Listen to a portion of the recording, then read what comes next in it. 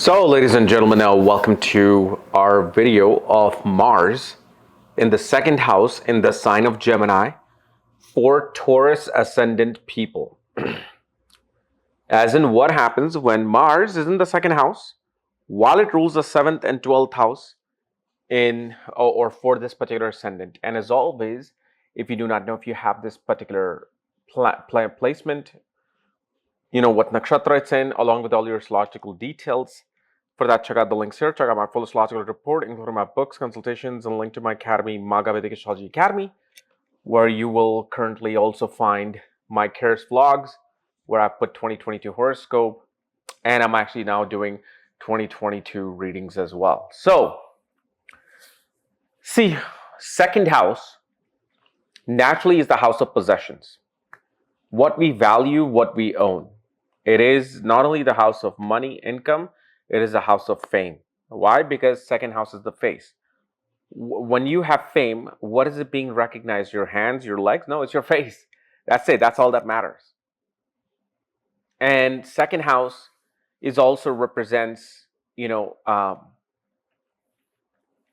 family wealth, earnings, gems, jewelry. Okay. Now, Mars being here in Gemini, this is a very, very strong and harsh position of Mars, because you will see, you will have, especially before marriage, you will get into fight with your family related to inheritance and property. After marriage, you fight with your family because of something related to the spouse. Here, the person is, see, this is a very, very masculine natured placement. This is a very strong masculine placement in any chart, because Mars is the most masculine planet. Even King is actually quite soft. Okay, but Mars is masculinity. Gemini naturally is a very, very masculine sign, and it is the most of the masculine sign, even though it's not the highest. But it is wild. You got to understand one thing. All the masculine signs will have the most wild constellation, but especially Aquarius and Gemini have the most. And Gemini has the Rudra. Here, Mars is sitting on top of Rudra. This person will make their family members cry, but their spouse themselves will make the family members cry. The spouse will control the wealth of the individual. Okay? Like, especially with this particular position, there will always be some form of a safe in the home, especially towards western direction of the home. And spouse will love to keep gems, and especially you will see spouse will specifically keep her Mangal Sutra. So for a male chart, once you get married, you will see spouse will store the Mangal Sutra after wearing it for a while in a particular locker. And yes, we see there will be multiple heartbreaks in relationships before you find the right person in life. The other thing we also see is that usually a person will go for technical education, and usually in this particular case, either it'll be towards information technology, or it will be towards I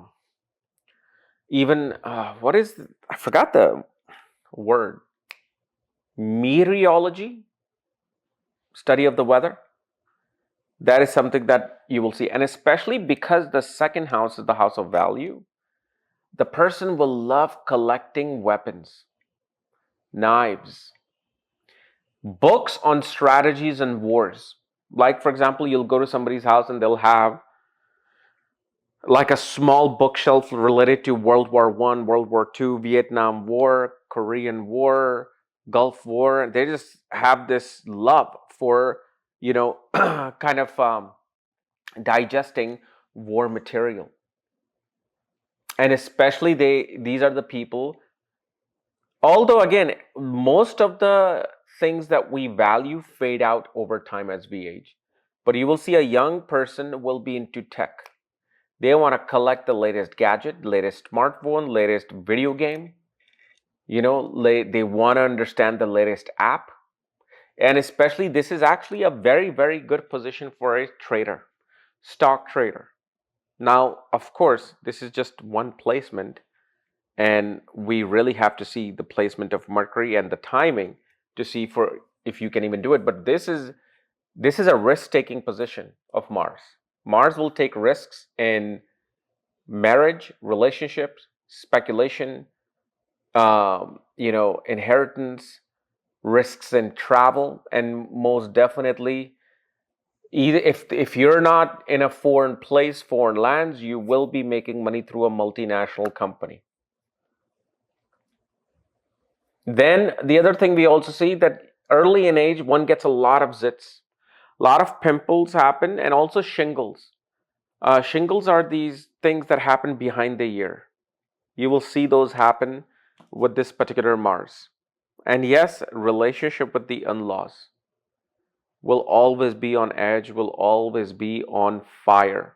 And it'll be on fire because what happens with this person, if they're not so religious, they will find the most orthodox, in-laws, and there'll be differences of opinion on religious, spiritual, cultural beliefs. And the other thing we also see that this person, usually their children become excellent athletes.